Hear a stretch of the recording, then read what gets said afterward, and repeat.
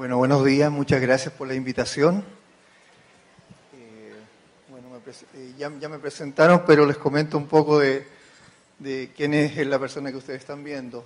Soy chileno, llevo 1 año y 3 meses acá en Colombia. Nosotros en Chile partimos con un proceso de convergencia en el año 2008 aproximadamente, bueno, mucho antes, pero el 2008 fue el inicio para las compañías. La verdad que la presentación que les traigo está pensada en la experiencia que nosotros tuvimos en esta etapa tan dura que significó normas internacionales y que ustedes también, yo lo estoy viviendo con ustedes. El cambio no es fácil, cambiar un poco el paradigma de los contadores, ya lo vamos a ver. En mi país también pasó, le traigo un poco también lo que pasó con la historia y que se está replicando acá. Hay que entenderlo así, digamos. Los entes que sacan normas contables hoy día no siempre están a la altura, digamos, o en el conocimiento, o porque la experiencia viene de afuera y no siempre los profesionales están en el momento que es necesario. Entonces, o postergamos fechas, o hay algunos entes que no entran en el debido momento, entonces se empiezan a producir una serie de cosas y preguntas y dudas, no invertimos en este cambio. Y bueno, eso es lo que les traigo en esta mañana, mostrarle un poco la experiencia que tengo de Chile, que la estamos replicando por acá también. Y yo soy socio de KPMG, justamente me trajeron por el tema de normas internacionales, venía por 2 años y la verdad que va a ser mucho más que 2 años, por lo visto. Principalmente porque este tema de normas internacionales ya llegó y no va a cambiar. Colombia está haciendo una serie de acuerdos de libre comercio, ¿sí?, que hoy día se están abriendo las puertas en todo el mundo, y esa es la base principal de por qué ustedes están haciendo el cambio. Muchos me preguntan, pero ¿por qué tenemos que ser nosotros a hacer los cambios? Esto es una locura. La locura no es tanto. Hoy día estamos en las grandes ligas y eso nos obliga a que tengamos que hablar todos el mismo lenguaje. Y ya les voy a dar algunos tips que es importante que ustedes los tengan en su conocimiento. La norma internacional no puede ser modificada en un párrafo. La NIC 2, párrafo 2, en todo el mundo es lo mismo. No puede ser distinta. Entonces cuando yo llegué acá a Colombia, me recuerdo, tuve una presentación con un grupo económico muy importante y recuerdo perfectamente las palabras: no, Claudio, no va a ser así, hay que esperar lo que diga el ente regulador. Y yo siempre les decía, no esperen eso, porque así no va a ser. Y así es como se está dando, salvo alguna circular que ha salido por ahí, pero es en la región. Salió una circular que habla solamente para bancos e instituciones financieras, en la cual diga las provisiones se deben mantener de tal forma, o la cartera de crédito se debe manejar como se llevaba bajo Colombia GAAP, y eso tiene una lógica, principalmente porque la norma internacional tiene sus problemas también, pues. Y eso pasó con España. España hoy día no está bajo normas internacionales, principalmente porque el valorizar los instrumentos financieros en normas internacionales, la verdad que es un poco riesgoso, mete mucha fluctuación en la contabilidad y eso es peligroso. Entonces, para efectos de criterio conservador, se ha mantenido los criterios conservadores o los criterios prudenciales que tiene la contabilidad acá en Colombia y en la región, la verdad. Entonces, estos cambios que ustedes están viviendo no son ustedes los que están llevando la máquina. Hoy día toda la región prácticamente está bajo normas internacionales, faltan ustedes y Estados Unidos, pero la mayoría ya está bajo normas internacionales.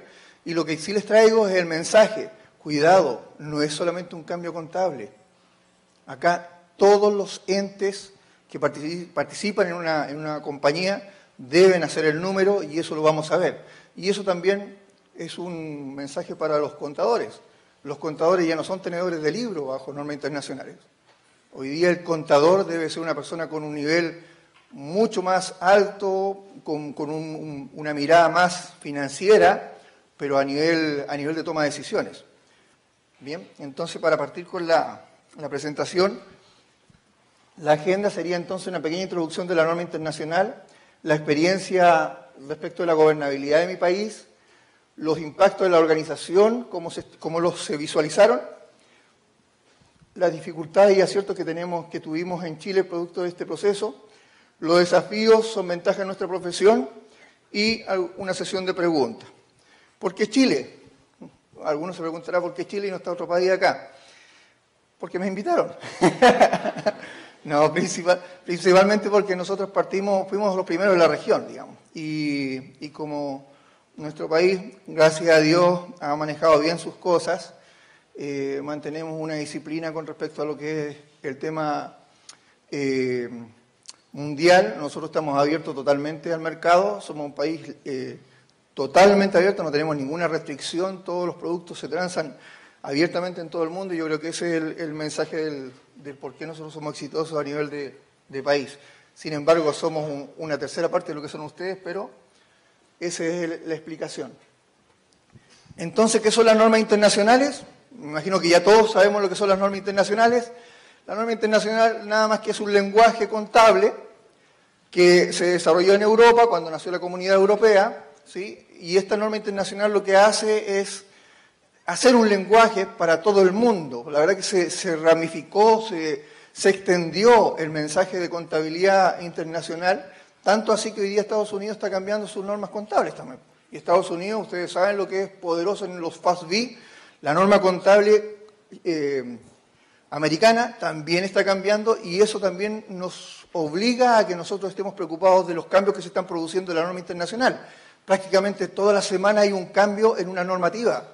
Y eso, como les digo, es principalmente porque Estados Unidos está entrando esta norma. Ya no es lo estático de la norma contable que ustedes tenían. Esta es la norma y no va a cambiar más. No, hoy día el profesional tiene que estar día a día, estudiar inglés, saber inglés, porque la mayoría de las normas salen en inglés, después pasan 2 meses y se traduce, pero el que está al día a día ya debería saber o leer estos textos en inglés. Entonces,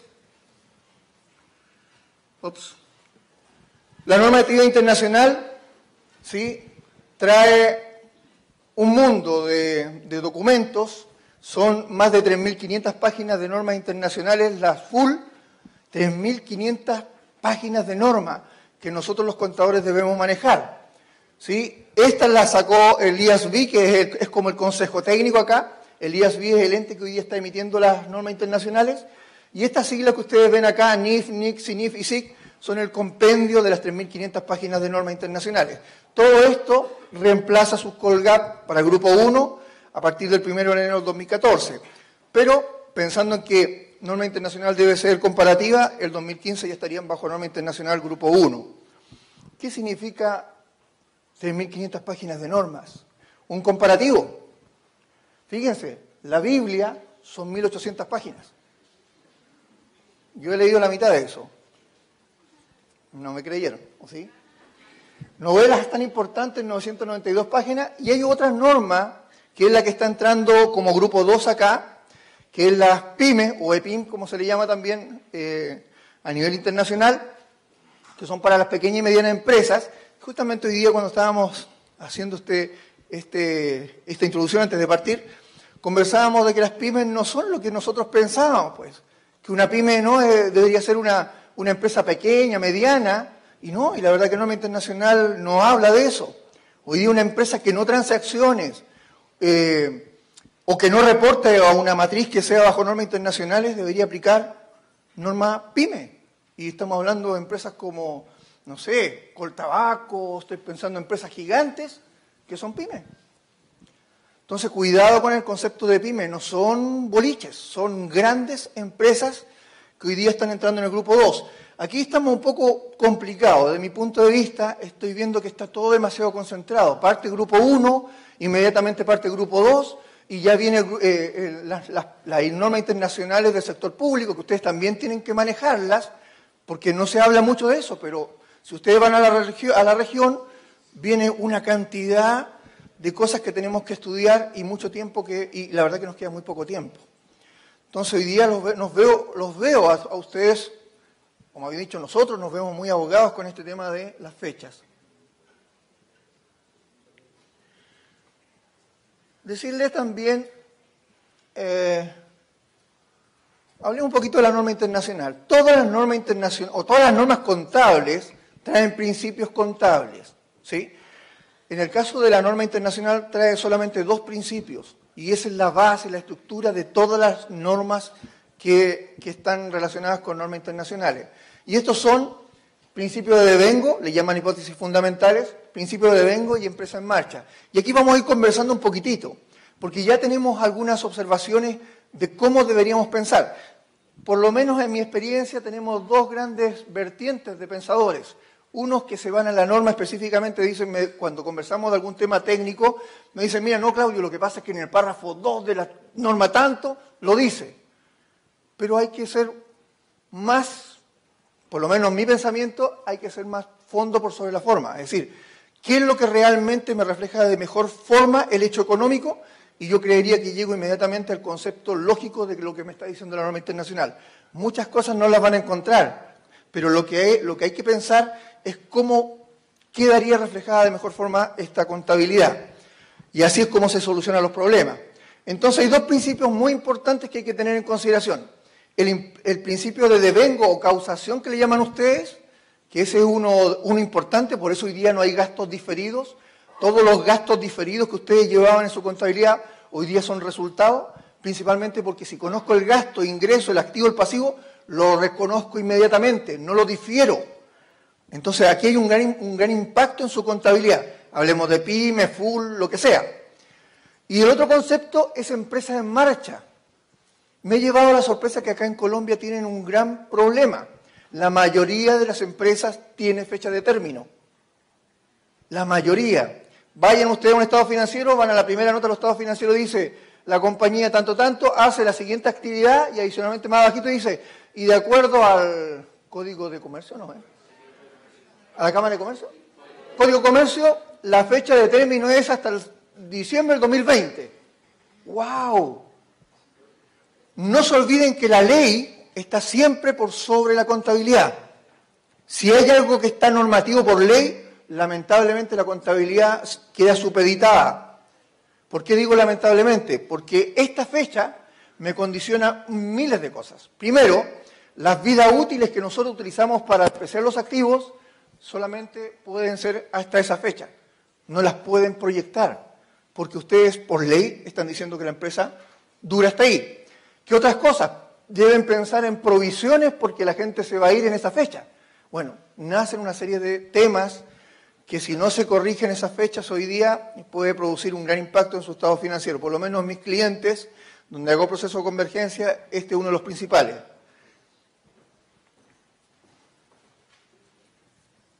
Bien, en línea de tiempo, también, solamente estamos entrando, calentando los motores, ¿sí? En el tema de tiempo, norma internacional, NIC 1 dice que para que un estado financiero sea norma internacional, esté bajo estas normas fuertes, debe haber un periodo comparativo. ¿Qué quiere decir eso? Y eso hay que tenerlo muy, muy claro. Hay tres conceptos que hay que tener muy claros. Hay una fecha de transición para norma internacional, hay un periodo de transición, en este caso Grupo 1 sería todo el año 2014, y hay una fecha donde ya estoy bajo normas internacionales. Se rumorea, porque yo soy chileno, se copuchea que vienen o van a pedir estados financieros trimestrales. Y eso no estoy hablando de estado financiero interino, estoy hablando de estados financieros full, norma internacional cada 3 meses. Entonces, esta línea de tiempo es muy importante. Oye, yo estoy partiendo con normas internacionales, ¿yo debería tener mi estado financiero auditado por acá? Y la respuesta es no, pues. Y eso pasó con el borrador que mandó la Superintendencia Financiera. Si aquí está alguien de la Super, ya lo debe saber. La Superfinanciera sacó la circular 038 como definitiva, pero cuando mandó el borrador, levantamos la mano. De hecho, yo lo hice. Cuidado con lo que están haciendo. Si ustedes me piden un estado financiero auditado en el periodo de transición, me estás cortando lo que dice norma internacional. Uno puede hacer de Colombia GAAP a norma internacional es entrar con un balance de apertura como lo hacíamos los contadores, y de acá ustedes tienen todo este año para hacer todos los cambios que sean necesarios. Incluso reexpresar si es que la política no les gusta. Porque este periodo es de ustedes, es de la empresa. Por eso hoy día, si ustedes leen la circular 038 que sacó la Superintendencia Financiera, pues la otra es la verdad que no sé si se han pronunciado, dice que lo que va a pedir es, señor, mándeme el balance de apertura que sacó en esta oportunidad, dígame las políticas contables que se están emitiendo y, auditor, coménteme cómo va el proceso. Pero cambió drásticamente la opinión de los estados financieros de auditoría a una simple comunicación de cómo iba el proceso.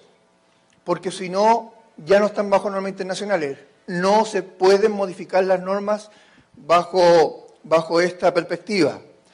Entonces, si hoy día entramos a normas internacionales, en el 2015, el estado financiero donde se va a repartir dividendos o se va a informar a los distintos entes, al 31 de diciembre del 2014 sigue siendo Colgap, no va a cambiar. ¿Por qué? Porque al 31 de diciembre del 2015 recién voy a tener un periodo comparativo, antes no. Eso es muy importante tenerlo en consideración. Quiere decir que si yo tengo que reportar en marzo, ya debería tener un estado financiero full norma internacional. Bien, veamos el tema de los impactos y aquí está un poquito de la historia de mi país, y se los traigo con mucho cariño, como si fuera una canción, para que ustedes sepan cómo ha funcionado este tema y por qué creo yo que las cosas van a suceder como pasaron en mi país. Yo sé ya de algunas circulares que todavía no salen acá, no es que sea pitonizo ni nada por el estilo, pero sé que vienen, porque ya en mi país y en la región se replicaron. Por ejemplo, debe salir una circular, estoy seguro, lo firmo acá, que diga que los efectos patrimoniales que salgan por normas internacionales se van a tener que separar entre realizables y no realizables. Porque créanme que no todos los efectos patrimoniales que surgen de esta norma son distribuibles como dividendos. La mayoría no es distribuible de dividendo. Y eso lo vamos a tener que definir en norma. Entonces, partiendo por este tema de Chile, lo que salió, pues, cuando partimos con normas internacionales, diarios que se publicaron en mi país, donde reflejaban el colapso que se estaba produciendo por hacer un cambio de contabilidad. Hoy día quizás no se ven tantos estos impactos, pero sí he visto algunos reportajes de algunos especialistas contables que hacen algo parecido a estos incendios como se ven acá, ¿sí? Y eso también, si ustedes se fijan, para un país tan ordenadito, tan pequeño como el de nosotros, también tuvimos una catástrofe en el tema de hacer este cambio en contabilidad. Es más, por favor, los invito, vean noticias internacionales, vean las noticias de mi país. Hay varias empresas que han caído por un tema contable, principalmente de norma internacional. Creo que ya saben algunas, y algunos bancos, ¿no? No voy a decir nombre porque tengo que volver a mi país. Pero eso es lo que les quiero transmitir. Cuidado con los temas contables. Muchos dicen, no, pero esto es un tema contable, no es más que eso. Nosotros somos los encargados de decirle a la alta administración, no, señor, toma el tema como corresponde, que hay un esfuerzo de toda la organización. El número ya no lo puede hacer el contador, el número lo tienen que hacer todos. El contador se hace más especialista, toma decisiones, da opciones. Y el contador es el que sube la información también a las juntas directivas. Pero no es actuario, no es tasador, no es revalorizador, no hace, no sé, las políticas contables, etcétera. Las tomas de decisiones deben salir por parte de los entes que están dentro de la organización. Entonces, darle un poquito, primero le voy a dar el barniz de cómo funcionaba mi país. Mi país tenía 3 entes. Un ente que era la Superintendencia de Valores y Seguros, que acá es como la super de sociedades, o todas las 8, creo que son 9, ¿no? 10, las 10 menos la superfinanciera, serían 9. Las 9 superintendencias serían, en el caso de mi país, era la Superintendencia de Valores y Seguros. Y en este caso, al revés de ustedes, el que llevaba la batuta, el que le interesaba entrar con normas internacionales, por lo abierto que estábamos al mundo, era la Superintendencia de Valores, no la Superintendencia de Bancos. En el caso de ustedes, la superfinanciera, en el segundo párrafo, era, en el caso de nosotros, la Superintendencia de Banco e Instituciones Financieras, que es, en el caso de ustedes, la superfinanciera, era la que venía un poquito rezagada. Cambió un poco la figura, pero es lo mismo. Una está atrasada y la otra estaba adelantada. Y finalmente, el Colegio de Contadores, que sería acá como el Consejo Técnico. El Colegio de Contadores en mi país careció de la visión para poder adaptarse a normas internacionales. Pasó el tiempo y el Colegio de Contadores no reaccionó. Hoy día el Colegio de Contadores en Chile es una cosa pequeña, minúscula, porque como les digo, la norma internacional no puede ser cambiada. Si ustedes cuando vino el IASB, perdón, eso no les dije, cuando vino el IASB acá a Colombia a conversar con el gobierno, se acordó, bueno, les dijo, bueno, ¿qué quieren hacer ustedes? ¿Quieren adaptar, es decir, colombianizar la norma, como lo han hecho otros países, o se quieren ir full, adoptar norma? ¿Adaptan o adoptan? Y el país dijo, adoptamos. Y ahí nos amarró. Pero nos amarró para bien, ¿eh? Nos amarró porque hoy día, si yo aprendo normas internacionales, me voy a cualquier parte del mundo, de hecho a mi país están llegando muchos colombianos, es bueno, digamos, porque en cualquier parte del mundo pueden trabajar sin problemas como contadores, o como auditores, o como gerentes de finanzas, o como gerentes generales. Hoy día el nivel del contador es muy, por lo menos en mi país, yo creo que por acá también van para allá, son de muy alto nivel. Imagínense dónde estoy yo, pues. Un buen ejemplo, ¿no? Bien, en el caso partiendo por el sector real, que era el que estaba llevando el tema, como veía que no había reacción por parte del Consejo Técnico en este caso, lo que hizo fue lo mismo que hizo bueno, en este caso fue por ley, ¿no? Pero en este caso la superintendencia salió con su propia norma. Dijo, bueno, como ya vino el IASB y establecieron partir con una fecha, nosotros vamos a poner grupo 1, grupo 2, grupo 3, para todas las empresas del sector real, y dijo, bueno, partan el 1 de enero del 2008 con un balance de apertura para que tengan un estado financiero del 2009, o partan también, le dio la opción, o partan el 1 de enero del 2009 para que tengan un estado financiero del 2010. En el caso este eran solamente las empresas que transaban acciones periódicamente.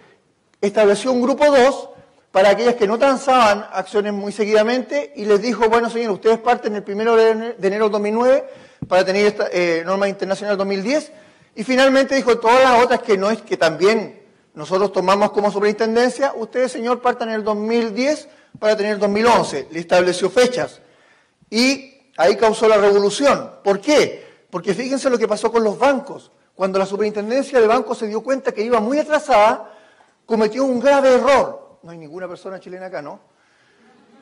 Cometió un grave error. Fíjense lo que hizo.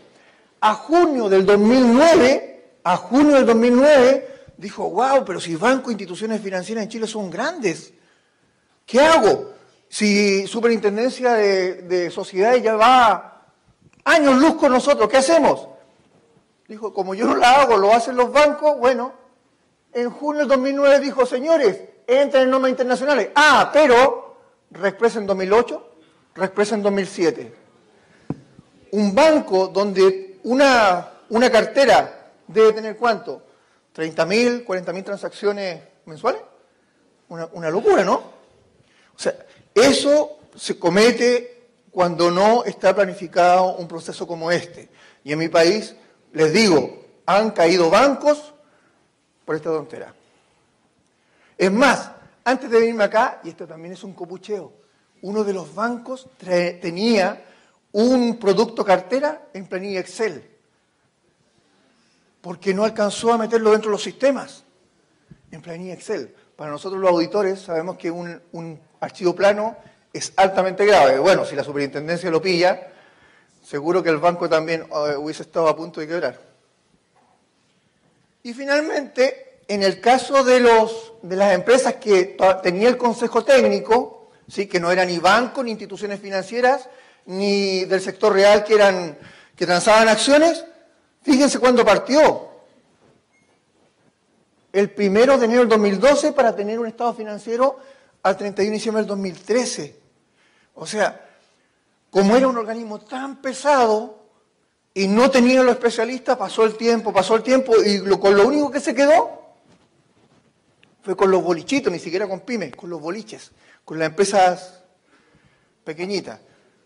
Como que no estoy diciendo que en Colombia se replique lo mismo, pero sí que también hay un problema de comunicación muy fuerte. Ya nos hemos encontrado con algunos circulares que no condicen con lo que debe ser norma internacional, y eso es porque quizás no se ha pensado muy bien el tema. Veamos qué pasó con el tema de impuestos. En el caso de impuestos, creo que ayer también ustedes tuvieron esta charla de gente de la DIAN. En el caso de impuestos, en mi país y en la región, por lo menos donde he estado yo, en los países, la norma tributaria se separó de la contable, nunca se juntó y nunca se va a juntar. Hay un balance tributario y hay un balance bajo normas internacionales. Y ni siquiera en Europa, señores, escuchen esto, ni siquiera en Europa se han juntado las aguas. Es decir, donde nació la norma, hoy día hay norma tributaria y hay norma de IFRS. Lamentablemente acá en Colombia, digo lamentable porque yo tengo clientes donde estoy haciendo proceso de convergencia y donde estamos en este proceso me dicen, Claudio, pero yo mejor no tomo decisiones, pues. Si yo revalorizo activos, no voy a hacer cosas que después de 4 años que me está dando la DIAN para poder homologar normas, a ver si la homologo o no, no me voy a salir con un impuesto después, pues. ¿Sí? Bueno, yo digo, las reglas no creo que sean así, pero yo no soy colombiano, así que no tengo idea si eso va a pasar o no va a pasar, pero es lamentable visto el punto de vista de yo como asesor, porque ¿cómo le digo a esta persona? No, pero toma las mejores decisiones. Si este estado financiero te tiene que mostrar tu valor económico, nada que ver con el tema tributario. Por lo tanto, lo que podría pasar con subir o bajar, lamentablemente no puedo darle una respuesta. Pero sí condiciona un proceso de convergencias. Fíjense lo que pasó con el tema estos son todas las empresas, los principales impactos que vamos a ver ahora son a nivel de la organización. Fíjense en el caso de los activos cómo subieron. El principal impacto que tuvo mi país en el proceso de convergencia cuando partieron fue con el tema de los activos fijos. Parecen réplicas. En mi país también aplicábamos contabilidad tributaria. ¿Sí? Y se cambió todos esos efectos, pues. Y depreciábamos activos aceleradamente. Ustedes, señores, en 20 años deprecian un edificio, es decir, lo llevan al resultado contablemente en 20 años. En mi país, que terremotea cada 10 años, duran 120, 150 años. O sea, es una locura lo que hacían contablemente acá en Colombia. Así que yo aplaudo a las empresas que tienen utilidades, de verdad, porque es impresionante cómo tenían esa carga en resultados y generaban utilidades. Por el lado de los pasivos, ¿dónde estaba el principal impacto? Estaba en el tema del patrimonio con un 3.93 y los pasivos a largo plazo porque se supone que hoy día, miren qué interesante lo que les voy a decir, hoy día una factura no es un instrumento mercantil como lo conocíamos nosotros los contadores, hoy día una factura es un instrumento financiero. ¿Qué significa eso? Que ya no existe la provisión de incobrabilidad, pues. Las provisiones complementarias de activos ya no existen. La cuenta por cobrar o la cuenta por pagar, si hay pasivos o activos que están con una larga data, la pregunta es la siguiente. ¿Puede que a lo mejor el cliente no les va a pagar si es que nos vamos por las cuentas por cobrar? Entonces sí tendríamos que deteriorar la cuenta por cobrar. Tenía que acercar más el micrófono.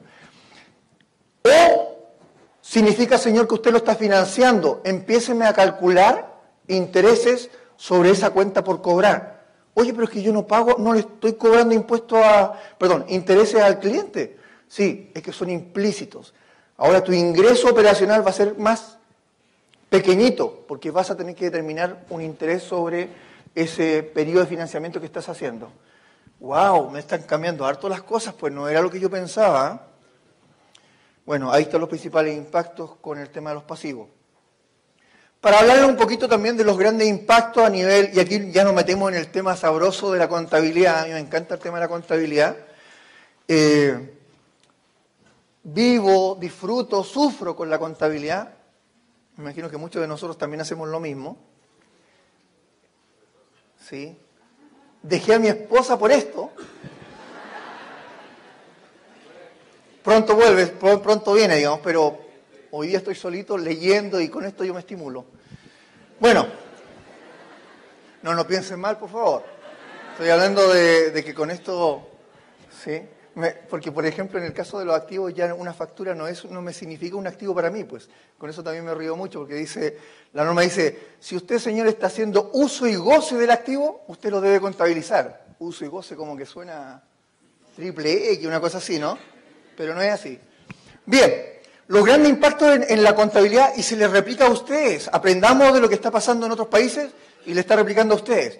Uno de los grandes impactos que tuvo la norma contable nueva con respecto a Chile GAAP es el punto que está ahí, moneda funcional. La evaluación de su moneda funcional es clave antes de partir con un proceso de convergencia. ¿Qué significa eso? Hoy día, como ustedes están abriendo al mundo, están importando muchas cosas, están exportando muchas cosas, puede que a lo mejor la moneda funcional que ustedes tenían, que era el peso colombiano por ley, hoy día ya no sea el peso colombiano, pues. Puede ser dólar, puede ser euro, pero ¿dónde está el problema?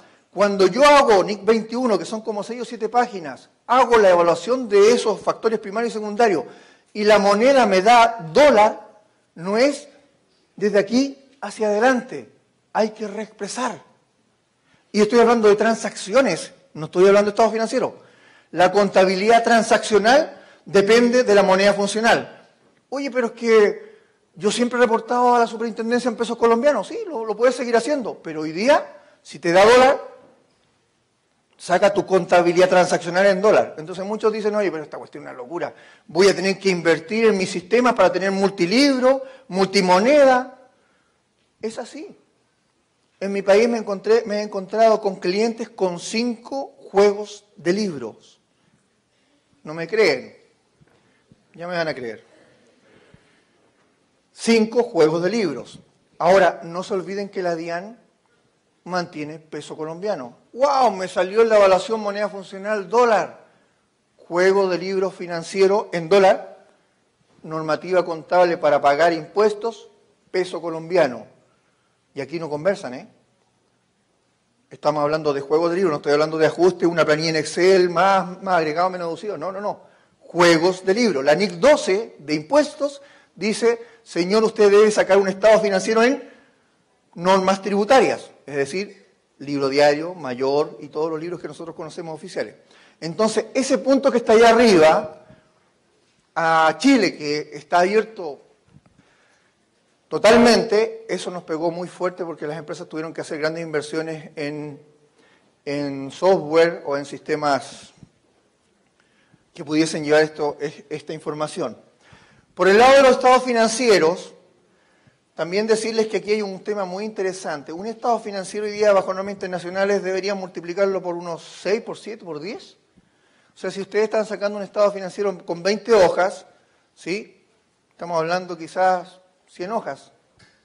O sea, la cantidad de notas de los estados financieros ya no es una opción.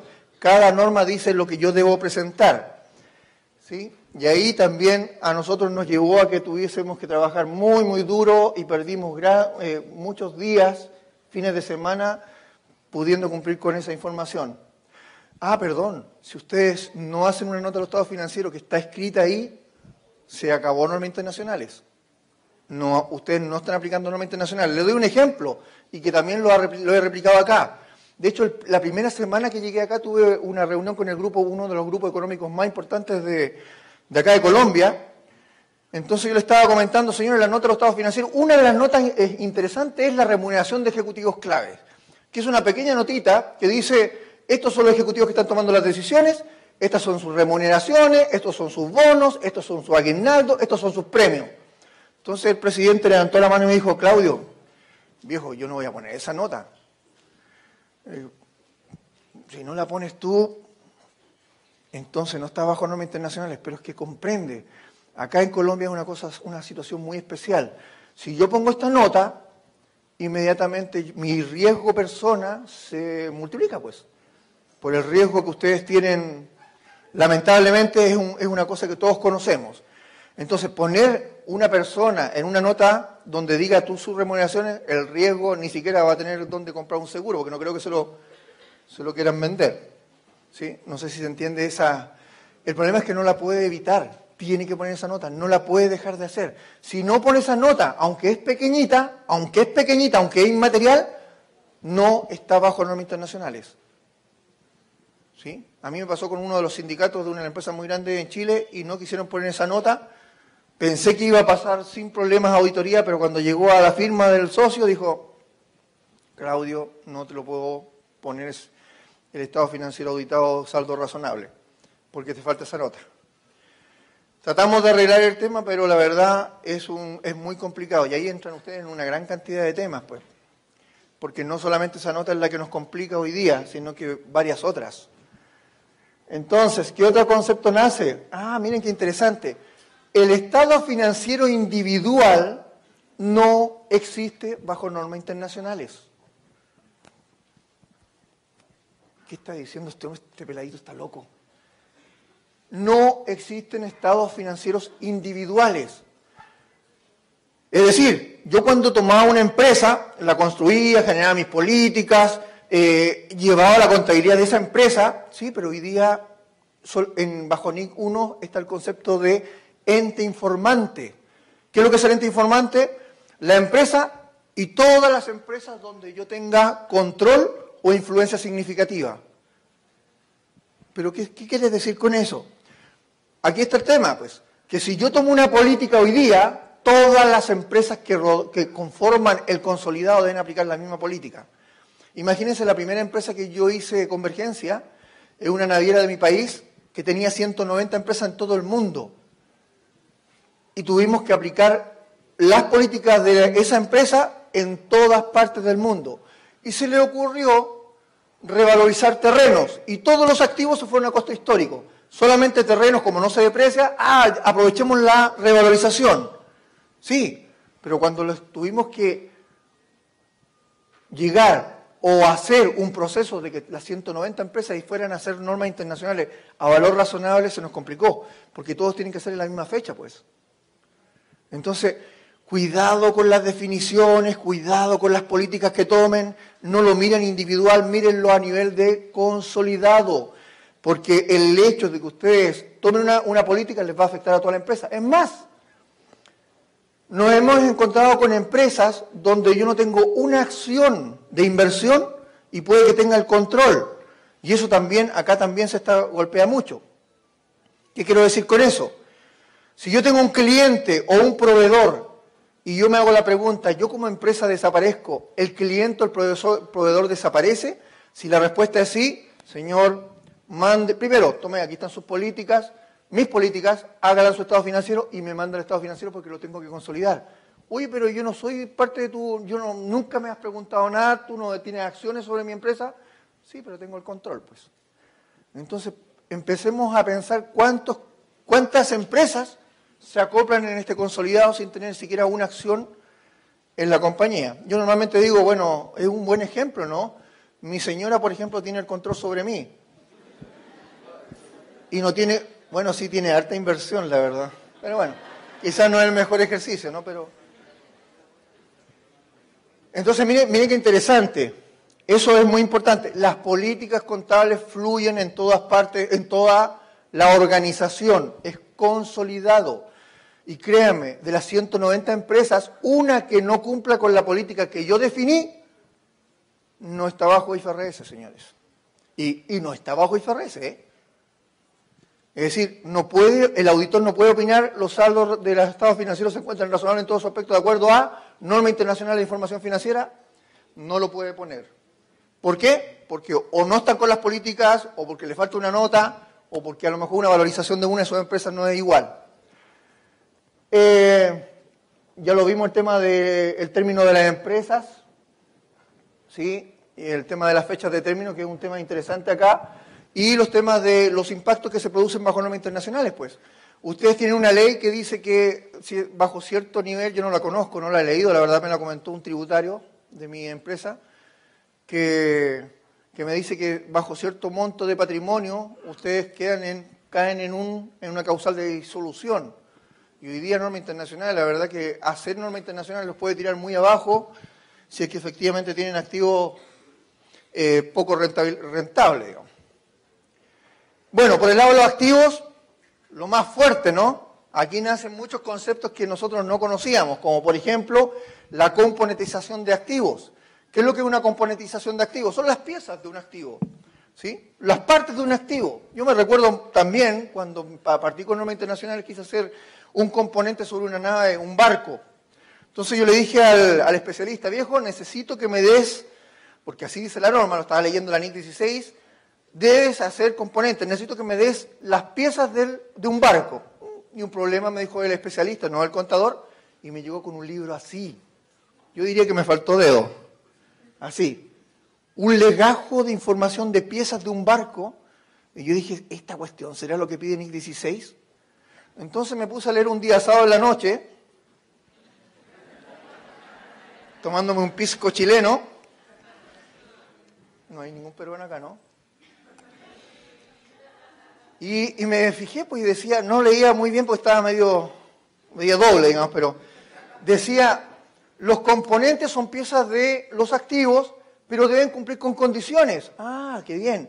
Una de las condiciones es que la vida útil de ese componente, pieza, sea significativamente distinto de la vida útil del bien principal. Por ejemplo, barco, 200 años dura. Motor, 60 años. Ah, son distintas, muy distintas las vidas útiles. Entonces le dije a este especialista la semana siguiente, el lunes, le dije, mira, ¿sabes qué? Muy interesante tu trabajo, para decirle que no había trabajado por nada. Viejo, me pareció espectacular tu información, pero necesito que ahora me filtres esta información y me des solamente los componentes con vida útil muy significativa respecto al bien principal. Le expliqué un poco más y me llegó con un librito así. ¡Wow! Y después de una cuestión así, pues, así. Le dije, qué bien, pero de verdad no estoy seguro, como me quedé dormido, a lo mejor hay un componente más que leer o alguna cosa. Ok. Entonces leo y me dice, la última parte dice, adicionalmente, el componente debe ser significativo en valor respecto al bien principal. Es decir, debe ser harto en valor. El barco valía 300.000 millones, multiplíquelo por 4 para llevarlo a pesos colombianos. Y el motor, no sé. Y el motor estaba, no sé, en 100 millones. O sea, era significativo respecto a los 300.000 millones, perdón. Entonces, cuando le dije a este señor, a la semana siguiente, viejo, hazme estos componentes, me llegó con una hojita, solamente que cumplían con las dos condiciones. Y esa información fue la que se metió en el CARDEC de activo fijo, solamente para cumplir componentización. Vidas útiles, ya sabemos todos que las vidas útiles que ustedes están aplicando son una locura, hay que ajustarlas, y aquí hay un tema muy interesante.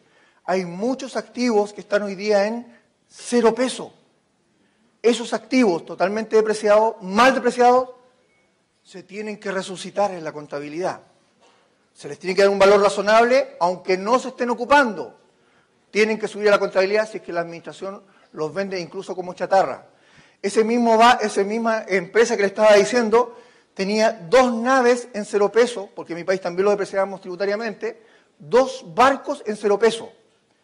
Cuando llegué a hacer la revalorización de esos, le dije, todas las toneladas de acero, porque era chatarra el barco, multiplicado por el precio internacional del acero, eran varios cientos de miles de millones de pesos, activo contra patrimonio, multiplíquenlo por 4 para ustedes. Y la verdad que era harta plata, los inversionistas, los accionistas me aplaudían, los directores, la verdad, me aplaudían, pues. Yo le dije, no es distribuible, hasta ahí no me llegó la alegría, pero es un tema interesante. En el tema de mantenimiento es un concepto que también tenemos que tenerlo en consideración, son compromisos que nosotros tenemos que llevarlos a los activos, no me voy a desgastar mucho porque me queda poco tiempo, pero sí decirles que en el tema de las existencias también tenemos el concepto de valor neto de realización, que no sé si acá lo teníamos acá en Colombia, pero el valor neto de realización, cuando comparamos inventarios que tenemos en la compañía, si son, esta prueba que se hace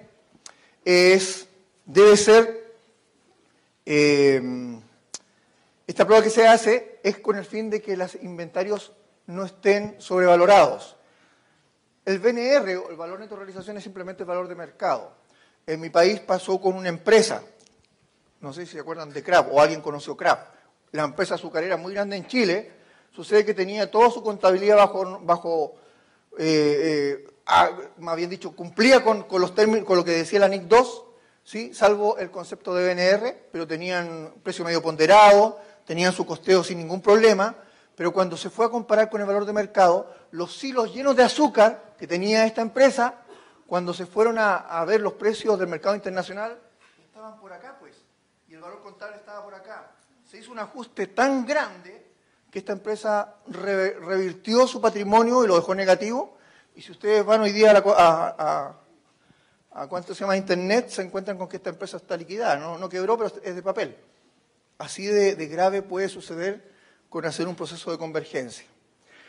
Y para cerrar, ¿sí?, con el tema de... No sé si me pueden dar 10 minutitos, estamos muy encima, ¿no? Ok. Para poder cerrar la otra slide, porque la otra slide también es tan interesante como la que hemos visto, creo yo, que son tan interesantes como lo que estamos conversando. Por el tema de activos biológicos, en el caso de ustedes también, el tema de las cafeteras y todo lo que sea empresas que tienen seres vivos y que sean controlados, por ejemplo, plantas de café, ovejas, vacas, lo que sea, animales, seres vivos que yo estoy controlando, deben aplicar una norma que se llama la NIS 41, que habla de activos biológicos. En mi país la llevábamos a costo. Nosotros lo que invertíamos, los bosques que teníamos, nosotros tenemos la segunda, creo, hasta hace poco era la tercera, pero ahora es la segunda, empresa celulosa más grande del mundo. Y por lo tanto, si ustedes comprenderán que gran parte de mi país son puros bosques de pino. Esos pinos estaban llevados al costo, es decir, la semillita más todo lo que ponía en ese activo era lo que se estaba construyendo y era lo que estaba contablemente. Pero bajo norma internacional me dicen, no. Cuando usted descubra o determine que esa semillita ya está como para venderla, usted tiene que determinar un valor de mercado. Y ese va a ser su contabilidad. Entonces los impactos de hacer ese tipo de valorización fueron muy significativos. Y finalmente, en el caso de los activos, el tema del deterioro. ¿Qué es lo que es el deterioro? Es una prueba, yo diría, de las más complejas que tenemos hoy día bajo normas internacionales, que es la NIS 36, y que aquí se refleja lo que quiere hacer la contabilidad bajo esta norma, pues. ¿Por qué? Porque cuando yo tengo evidencia de que un activo de mi compañía está sufriendo deterioro, yo tengo que hacer una prueba que se llama impairment o deterioro, como está escrito acá, y que tengo que salir a buscar dos variables. Una, al mercado, no lo hace el contador, lo hace el área comercial, y yo por otro lado tengo que salir a buscar flujos proyectados de ese activo en las condiciones como está. Finanzas, área de evaluación de proyectos, son dos entes totalmente distintos los que me van a determinar esa variable. Ese efecto puede golpear muy fuerte a las compañías. Esto, por lo menos en mi país, las empresas del sector público sufrieron harto porque tienen muchos activos muy antiguos. ¿Sí? Y para cerrar el tema de los pasivos, decirle que hoy día las provisiones, en su mayoría, las provisiones que ustedes tienen no son tales, digamos. O son pasivos reales o simplemente son estimaciones que no deberían estar como provisión y tienen que liberarlas. Le aseguraría, si tuviésemos más tiempo, les preguntaría cuáles son sus provisiones que están en su estado financiero, le diría no. Las provisiones hoy día, en mi experiencia, debo conocer con suerte 3 provisiones, no más que esas. Para que se hagan una idea, no hay provisiones bajo normas internacionales, sino que o son pasivos reales o simplemente estimaciones que hay que liberar. Por el lado de las indemnizaciones por año de servicio o pensiones, los conceptos actuariales están muy de moda, por lo tanto hoy día un actuario es un tema que yo debo pensar, ¿lo hace el contador? ¿El tasador lo hace el contador o lo hace un tercero que sepa? En mi país, por ejemplo, un tasador, uno estudiaba 3 meses y sacas el título de tasador. A lo mejor para allá va la contabilidad. Ser nosotros los tasadores no es malo, nosotros tenemos que especializarnos para poder hacer esta contabilidad. En el tema de instrumentos financieros, ya lo conversé un poco, hoy día nace el concepto de tasa de interés efectiva, es decir, si yo estoy haciendo cálculo de instrumentos financieros, hoy día no es la tasa nominal, sino que hay que hacerle algunos ajustes a esa tasa. ¡Wow, qué interesante! Más financiera la cosa. Pero ¿dónde se me complica? En los intereses implícitos. La factura es un instrumento financiero y desde ahora en adelante las cuentas por cobrar muy antiguas no tienen provisión de cobrabilidad, sino lo que tienen son intereses financieros. Y eso hay que meterlo en los sistemas. El mundo de los impuestos diferidos. El mundo de los impuestos diferidos necesitamos 2 juegos de libros. 2 juegos contables de libros para poder hacer estos impuestos. Ya no es como lo hacían ustedes antes, pues, utilidad financiera más agregado menos deducido la última línea por el impuesto, esto es lo que pago. Ya no. Son juegos de libro, balances, donde los voy a comparar la diferencia por la tasa de impuesto esperada, ese es el impuesto diferido. Se ve fácil, pero es muy complejo aplicarlo. En el tema de contratos, y ya estoy terminando, en el tema de contratos es otro mundo que tenemos que tener mucha preocupación. Hoy día nacen 2 conceptos, el leasing implícito y el derivado implícito. ¿Qué es lo que es el leasing implícito? El leasing, yo tengo un contrato de arriendo con una opción de compra, o a lo mejor no hay una opción de compra. No, eso no es el leasing implícito. El leasing implícito puede ser un contrato de compra, de venta, de servicios, no leasing, donde esté asociado a un activo, inmediatamente podría encontrarme con un leasing implícito. Por ejemplo, la fotocopiadora, las máquinas de café, donde uno pone las moneditas en la empresa y se toma un cafecito, eso no son arriendos. El servicio es simplemente que la persona pone la monedita y se toma el café, ese es el servicio. Y por el otro lado sacar fotocopias, ese es el servicio. Pero si ustedes analizan, ahí hay un activo asociado y que está en la compañía. Entonces, aquí viene el concepto, uso y goce de ese activo es de la compañía, no del titular, no de la empresa de café o la empresa de fotocopiadora, es la empresa que tiene la máquina. Oye, pero es que yo tengo la factura, yo soy el dueño. Contablemente no. Si él hace uso y goce de ese activo, él lo contabiliza, él aprovecha la depreciación, no tú. Y eso, créame que en empresas constructoras y otras están sufriendo harto con ese tema porque hay que pensar, o cambiamos el contrato o empezamos a entregar los activos que teníamos antiguamente. Y el derivado implícito, para hacerlo más entendible, un ejemplo, un derivado implícito también es la lectura de los contratos. Normalmente los contratos traen cláusulas de reajustabilidad. Mira, tu contrato cada año se va a ir actualizando por el IPC. ¿Sí? Eso es un derivado implícito, pero no es separable de la contabilidad. ¿Cuándo se separa un derivado dentro de la contabilidad? Cuando una de esas cláusulas de reajustabilidad trae alguna variable que no tiene nada que ver con el negocio. Me pasó en la realidad. Me encontré con una empresa constructora en Chile que tenía un contrato que venía de una empresa de oro, que era su matriz. Me encontré con sus contratos, modelos que pasaba a sus clientes, y decía, los contratos anualmente se van a reajustar en base a este siguiente polinomio. Y hay un polinomio ahí donde se decía, por el petróleo, bien, porque es constructora, por el IPC del país, bien, porque estaban en Chile, por el precio del oro. ¿Por el precio del oro? ¿Qué tiene que ver el precio del oro con la constructora? Esa variable hay que separarla de la contabilidad y hacer los ajustes financieros, porque eso es un instrumento financiero que va separado del contrato marco. Esas cosas también hay que tenerlas en consideración. Finalmente, ustedes saben que los gastos diferidos acá en Colombia eran un tema en la contabilidad, por lo general hay muchos. Todos esos gastos diferidos ya no pueden estar activados. Por ejemplo, gasto al impuesto patrimonial que lo tenían activado. También me he encontrado con gastos preoperativos, me he encontrado con gastos de publicidad activados. Todo eso son gastos. Aquí hay 2 conceptos que hay que recordar cuando veíamos Lucas Pacioli. El gasto anticipado y el gasto diferido. El gasto diferido, yo hago un desembolso y no preveo beneficio en el futuro. Como por ejemplo el gasto al patrimonio. Pago un impuesto y el Estado me dice, amortízalo. Pero no hay ningún beneficio ahí. Eso es gasto.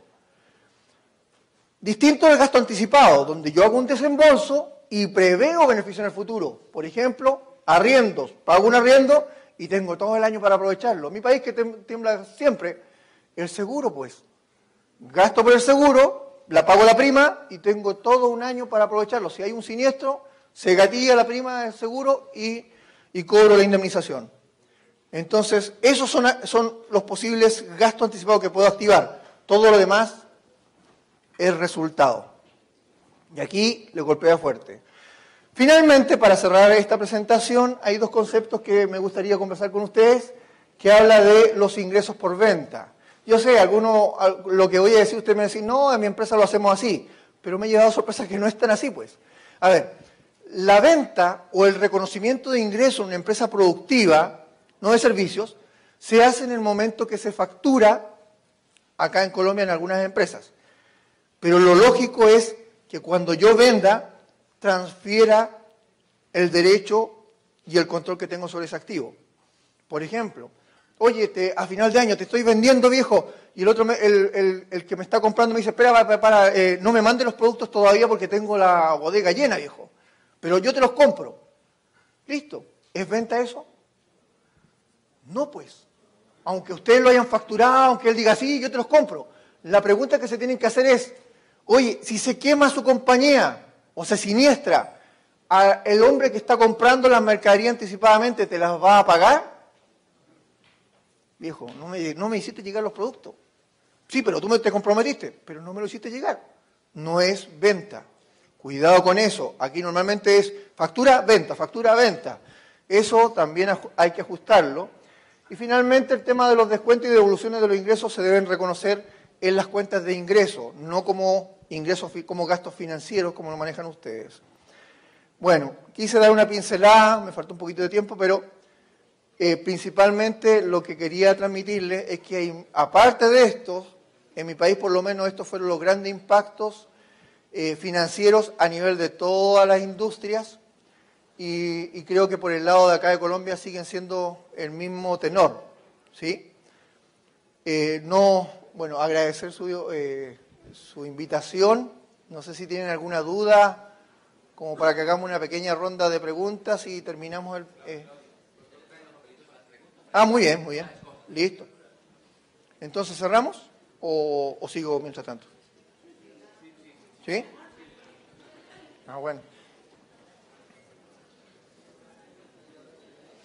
Bueno, mientras tanto, decir, para poder terminar, porque estamos viendo las preguntas, en el tema organizacional, bajo norma internacional, en mi país, costó entender esto.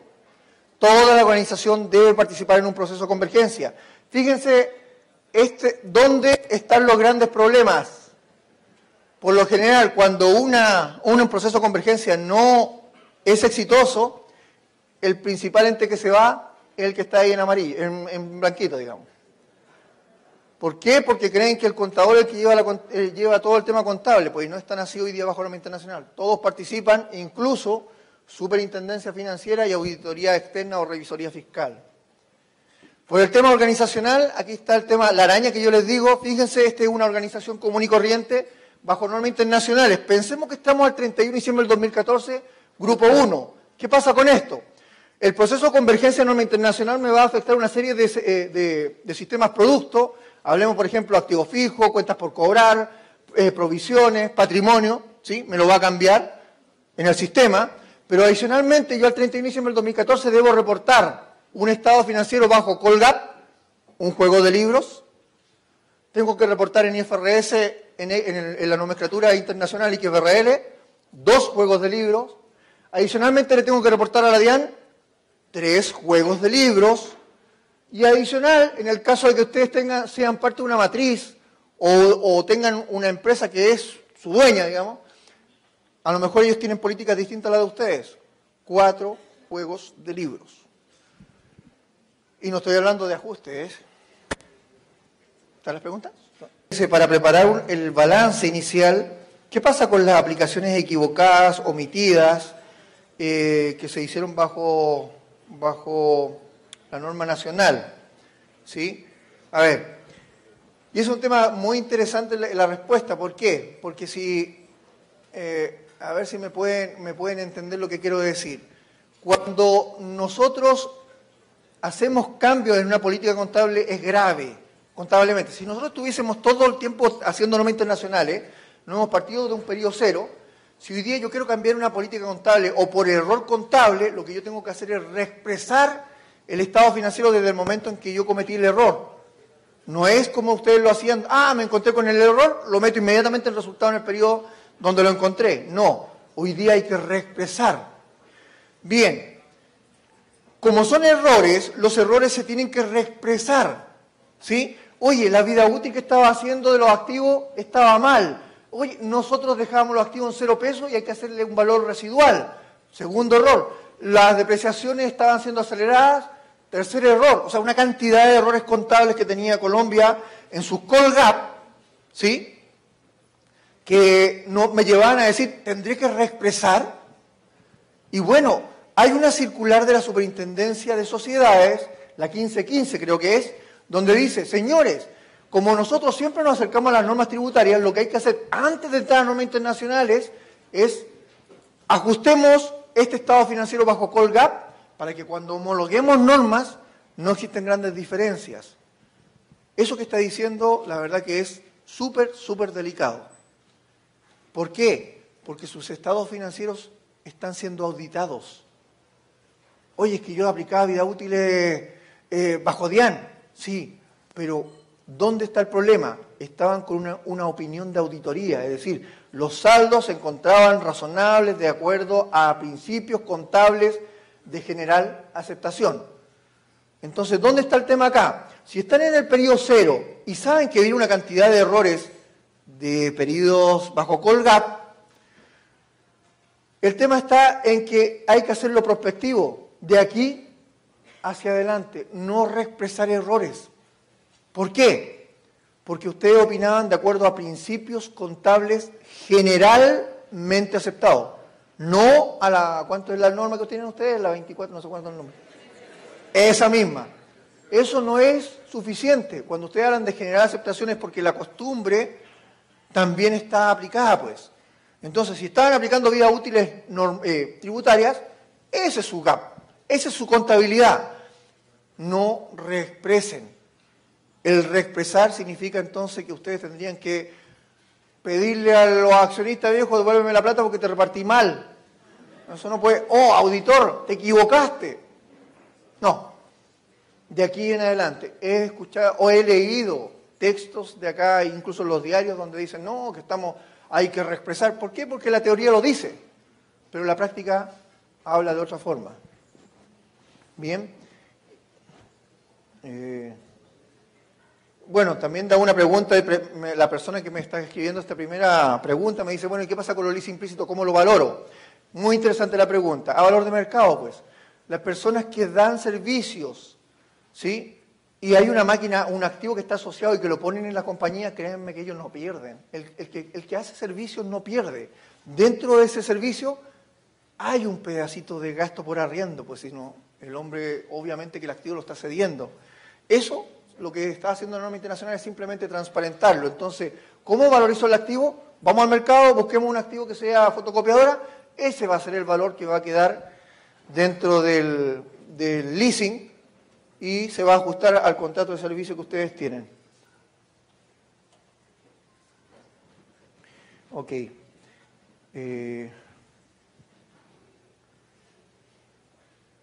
Bueno, en el tema, aquí también hay una pregunta interesante, dice, bueno, todas, perdón. ¿Cómo Chile resolvió el tema tributario? ¿Hubo periodo de transición a NIF? ¿Qué impactos hubo en pero ya esto lo había comentado, ¿no? ¿Qué impacto hubo en las finanzas públicas para las NIF?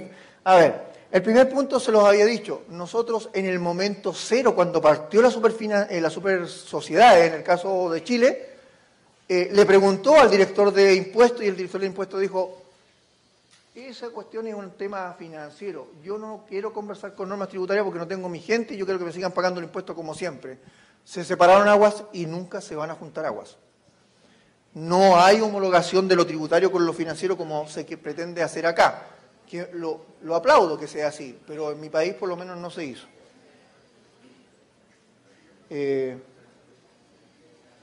¿Y qué pasó con los impactos en las finanzas públicas?